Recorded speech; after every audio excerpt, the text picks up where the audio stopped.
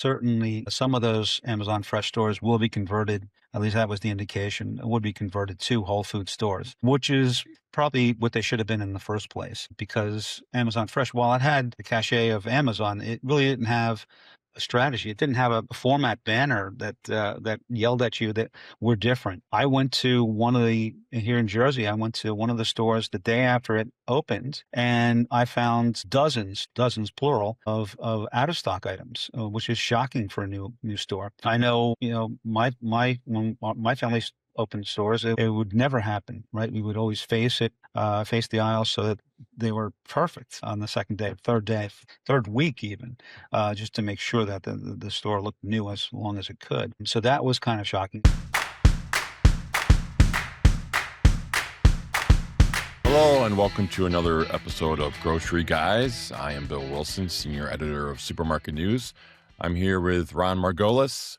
He is a supermarket guru, basically. He's a grocery guy and an original grocery guy. Big week for grocery news this week. Of course, you have Amazon closing Amazon Fresh and Amazon Go stores, announcing that. I believe they're going to be opening through Sunday, and then they're going to be shutting all that down. But we wanted to talk about a couple of other hot topics that have been, surfacing here over the last couple of weeks in the grocery industry. One of them being Wegman's use of facial recognition software in New York City, where it's been talked about for a long time. And also want to talk about the idea of using digital shelf labels for dynamic pricing or surge pricing. Now, in Maryland, they introduced a bill to ban dynamic grocery pricing. Under the proposal, grocery stores would have to keep prices fixed for at least one business day and would be barred from using surveillance data in automated pricing systems to prevent surge pricing. If lawmakers pass the measure, violators would face penalties under the Maryland Consumer Protection Act, including fines of up to $10,000 for a first offense and $25,000 for each subsequent offense. So, as you know, Ron, Walmart has made the big move to digital price tags. They're putting them in all of their stores and should have them in all of their stores by the end of this year. And I know this is really your area of expertise. And I believe that you think that the legislation is all kind of aesthetic and fodder here, not really necessary. Yeah, I don't know of anybody in the supermarket business who's actually pursuing this kind of strategy.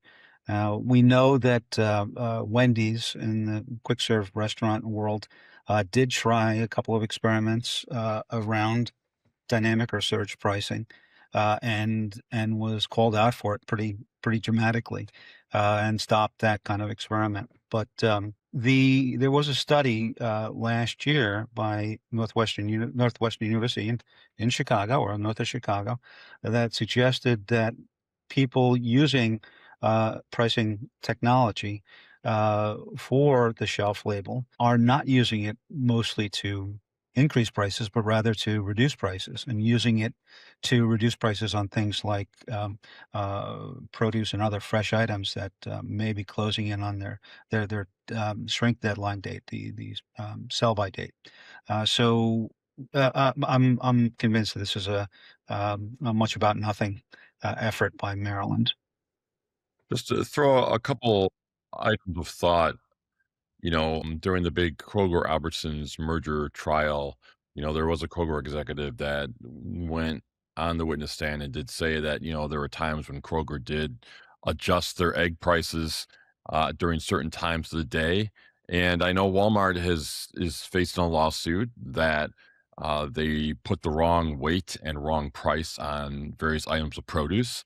So there is a little bit of evidence out there of grocers trying to take advantage of, shoppers, so to speak. And then we have the whole Instacart stuff that has gone down the last month or so, where they're putting basically different prices on their app based on certain demographics. So it's not like the grocers have completely raised their hands up and said, we don't take part in any of this. There is a little bit of history there about that.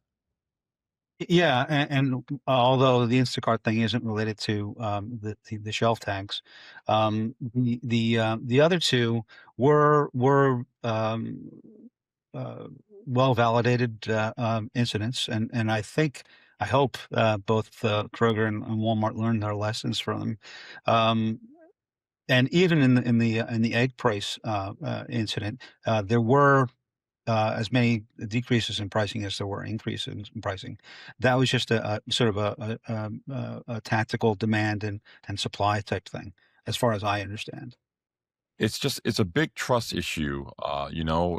Do shoppers trust their local Walmart, which is a huge corporation, has 3,500 locations across the US?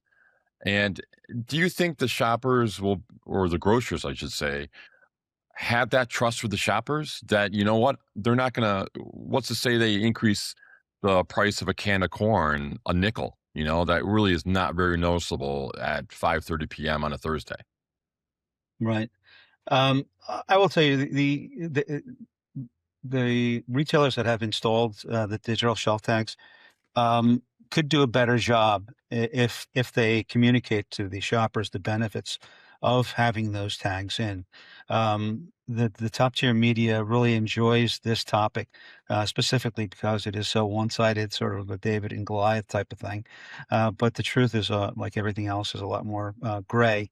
And I think if the retailers who are installing them tell their shoppers that they're installing because it reduces work effort. It is literally the worst job in the store, and take it from somebody who knows. It was one of my first jobs at my dad's store, and I hated it. I hated it more than collecting carts in the parking lot. Stripping off the paper labels is just nobody likes it, and when I was doing it, you only had probably 6 or 700 price changes a week. Now there's probably twice that, or maybe even three times that. And you can't give that job to, in most cases, the sort of the bottom level person. You have to give it to somebody who's got some responsibility and can make sure that the tags accurately meet the planogram and the products that are above them. Otherwise, you have real issues. And Maryland and other states already have laws regarding that if there's mispriced items on the shelf. So, you're looking at these digital shelf tags, very big in Europe. The grocers have embraced digital shelf tags over there. Again, over here, it's been slow, mainly from a cost standpoint. But, with agentic AI stepping in so quickly and the consumers demanding, you know, product information right then and there, as they're walking the grocery aisles, how does digital shelf tags really play into the next movement, which is agentic AI and the transparency and just the consumers need to have as much information as they can get?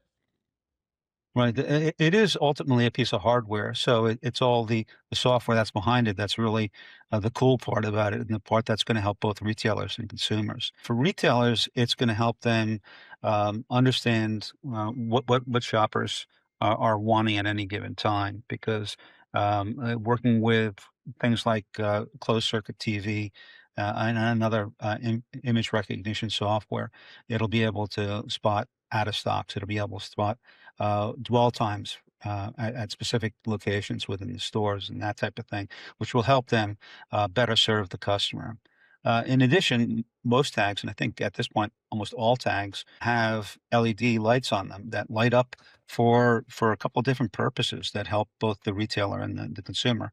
On the retailer side, it's they have picked a light for the Instacart selector or the in-store selector, and it's also put away to light, so somebody coming down the aisle can know exactly where that case of product is going to be put.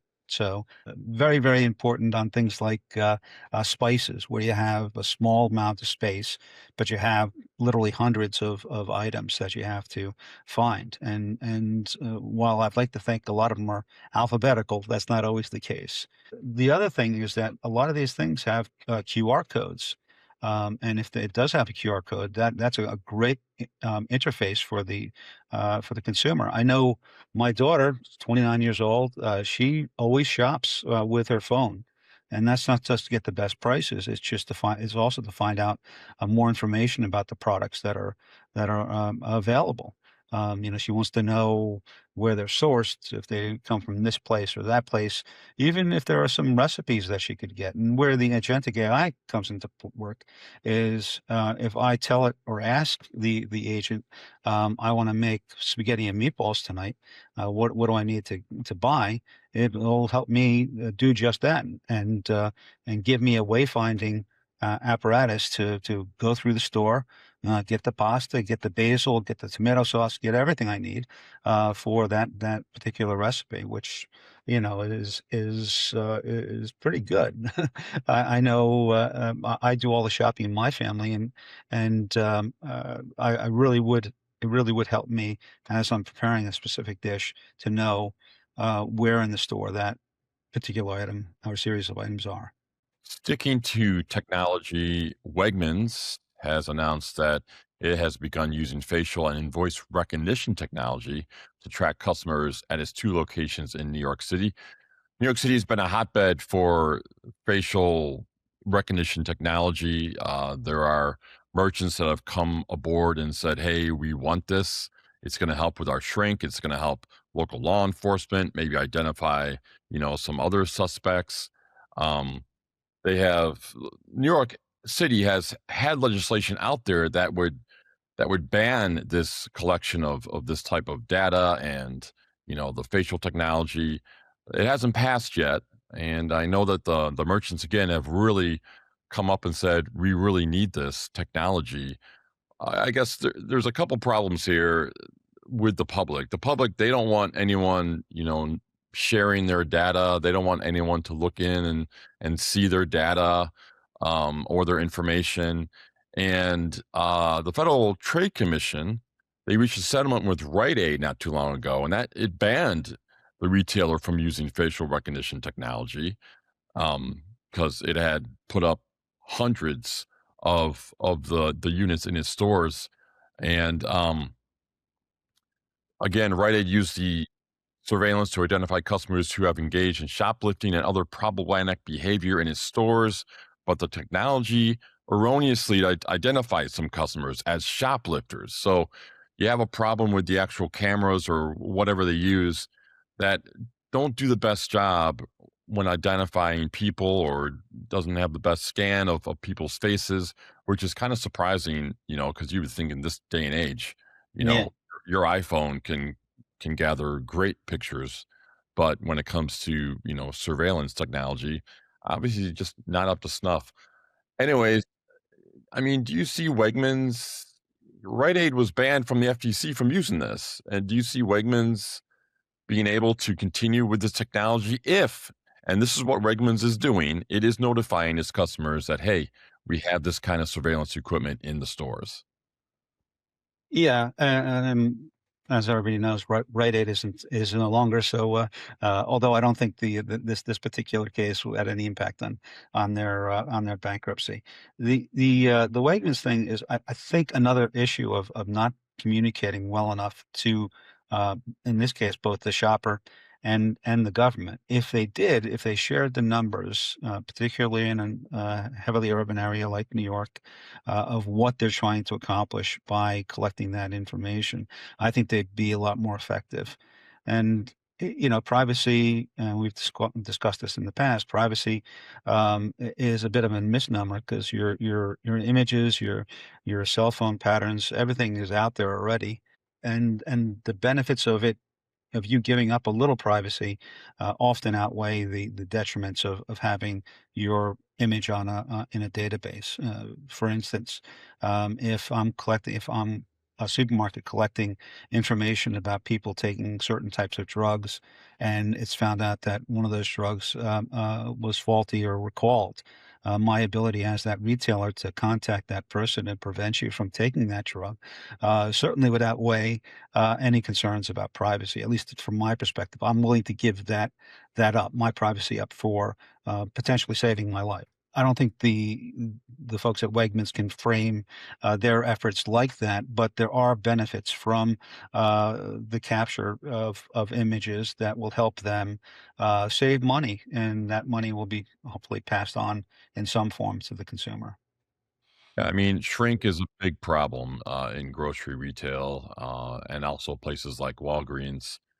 And I mean, again, we come to the word of trust here. And do the shoppers trust the grocer? I'm just going to speak personally. If I went into a store and saw the sign saying, hey, we're using these video surveillance for whatever purposes, we promise we won't go beyond these purposes. I'm going to be like, okay, yeah, sure. You're going to use it for something. I mean, it's like loyalty, programs. They're selling off that data. I mean, you got grocers selling off data from that they gathered from loyalty programs for hundreds of thousands of dollars.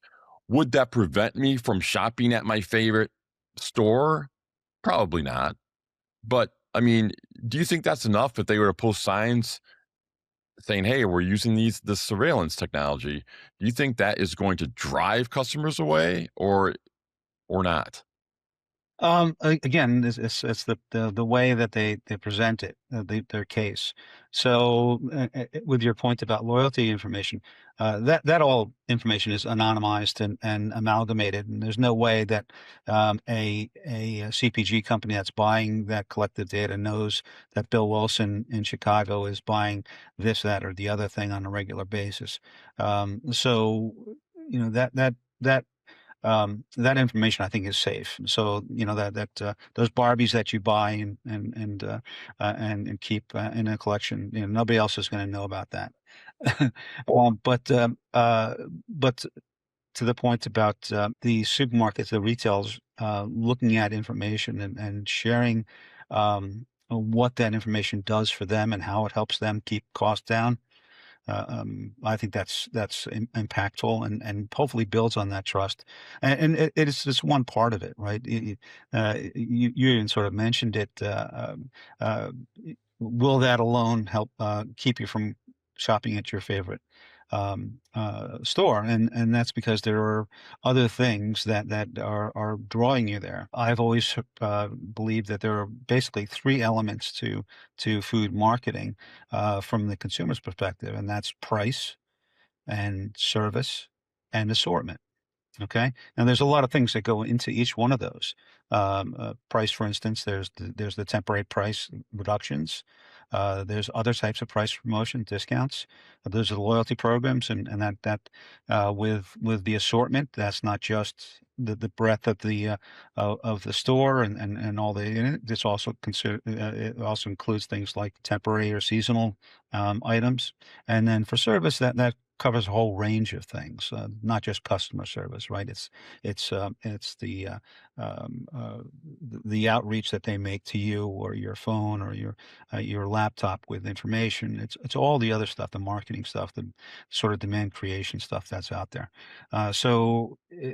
You as a customer are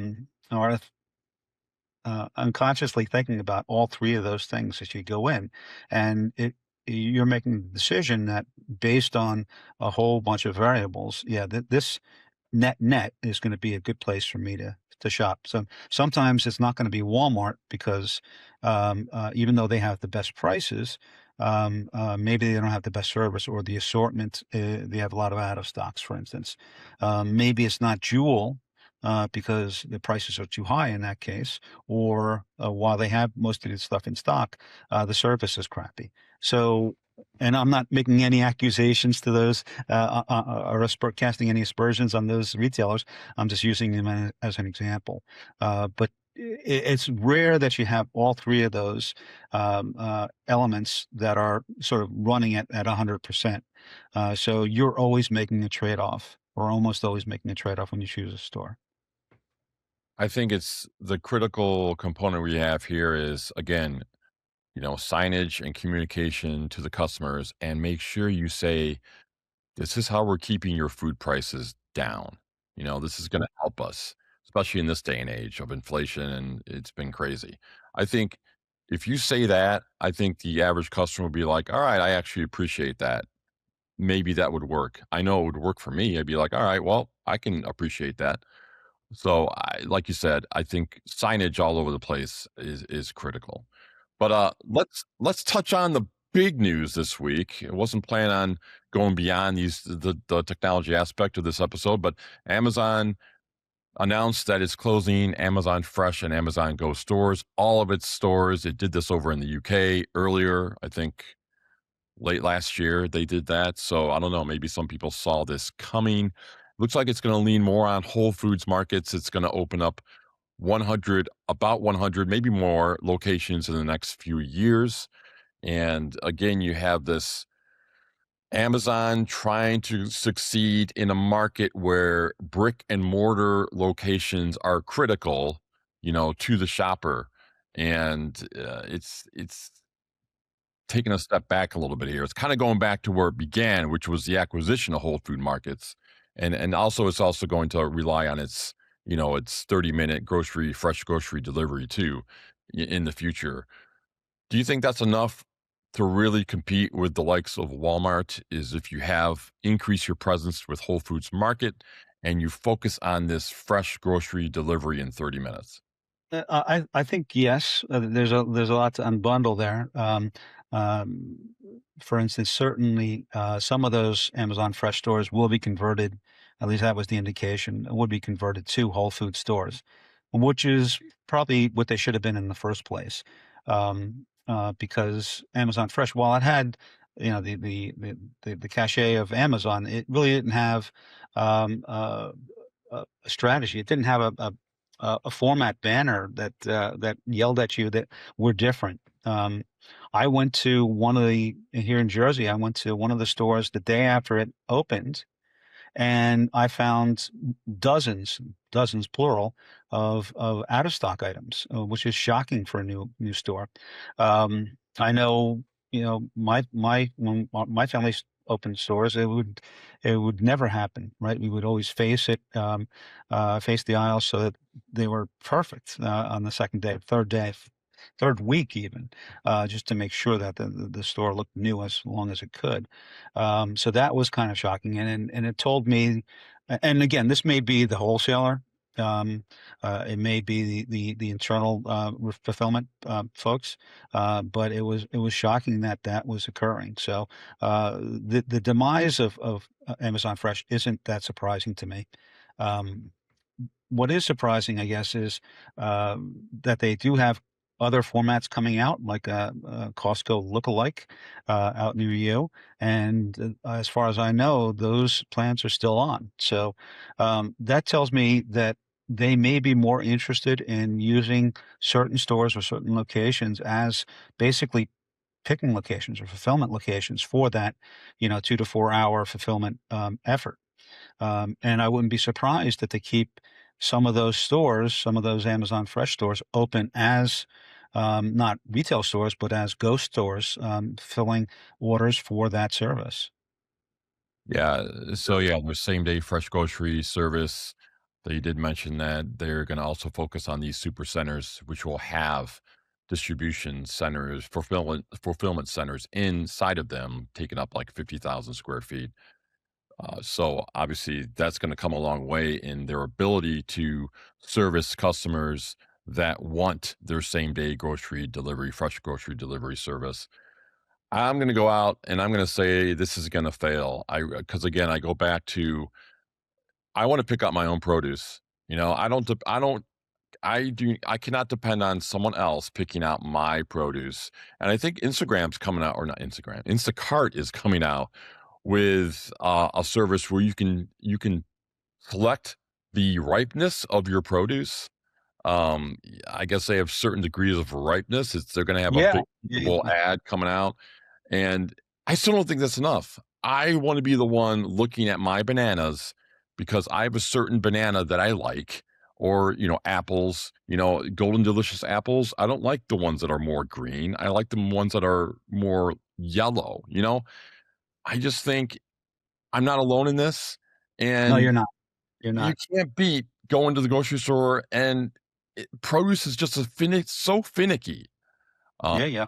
so anyways, Not I just part think of it's not gonna go well. I don't think it's gonna go well. Yeah, yeah, not just produce either, there's other fresh items, fish and meat and so on. I think you're right. I think what Amazon should have considered doing was using their prowess for center store items, shelf stable items, and mechanizing sort of a vending machine so that that would generate the order while you're shopping for the cool stuff, the produce and baked goods and so on. So a format that sort of emulated that, I think, would be far more interesting and impactful for shoppers. I know I don't look at 2 boxes of Cheerios and decide between them, right? Which one's the ripest or what have you. I do that with avocados and with bananas.